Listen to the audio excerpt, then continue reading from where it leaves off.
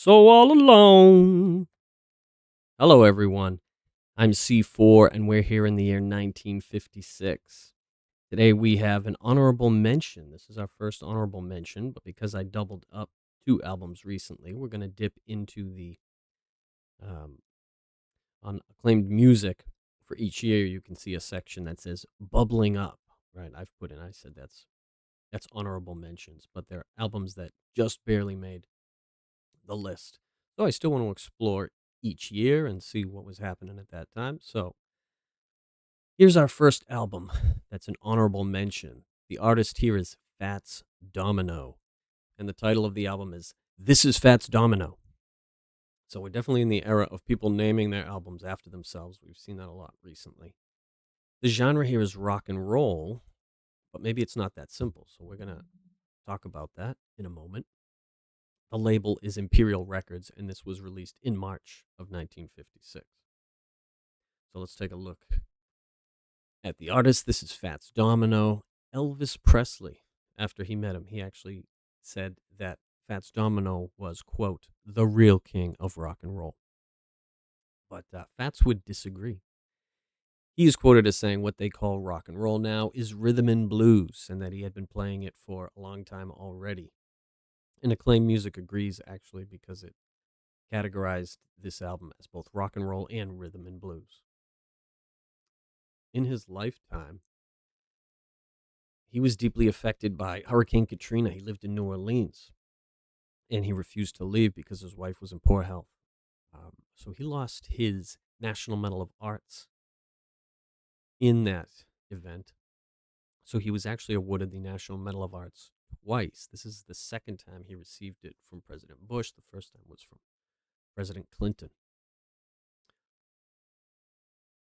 As far as legacy, he accentuated the offbeat. He was known for doing that, so he is considered to have influenced ska music. Here's the album itself.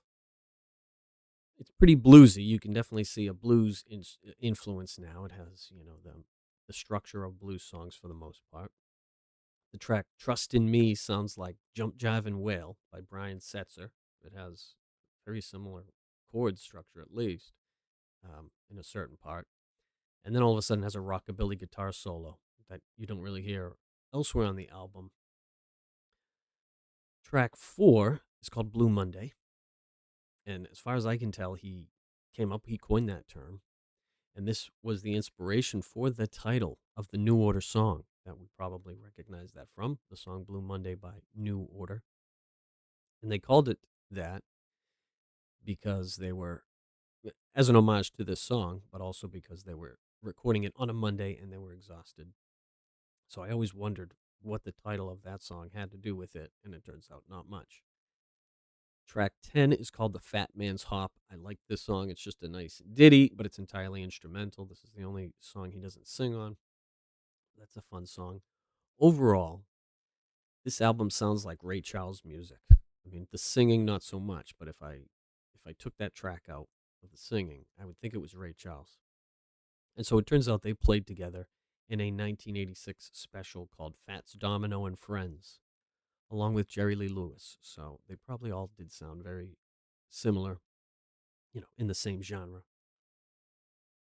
He himself, he reminds me of Bernie Mac. In some photos, he looks like Bernie Mac, and others, he looks like Drewski. Those are both comedians, not musicians, right? But I actually think that he was that era's the Notorious B.I.G. I really do. Big Papa. In looks, okay, right? He shares physical features, but also he's very playful and self assured, and he rhymes a lot. He rhymes very well. He rhymes prominently, I'd have to say. And it's not a simple rhyme scheme. It's not like blues, ba da da da da da da da da da da, and the last word rhymes in each case.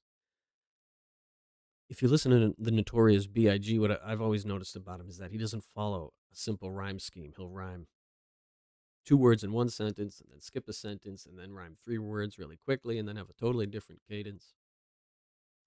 Um, and Fats does the same thing in the songs, not in each line maybe, but between the chorus and the verse and so forth. They have different rhyme schemes, and he'll rhyme three lines that all end in the same rhyme, and You didn't hear that much at this time. I'm not hearing it, that sort of thing, much at this time. The song called The Fat Man that he had prior to this was considered the first rock and roll single. And here are some lyrics from that. They call me the fat man because I weigh 200 pounds. All the girls love me because I know my way around.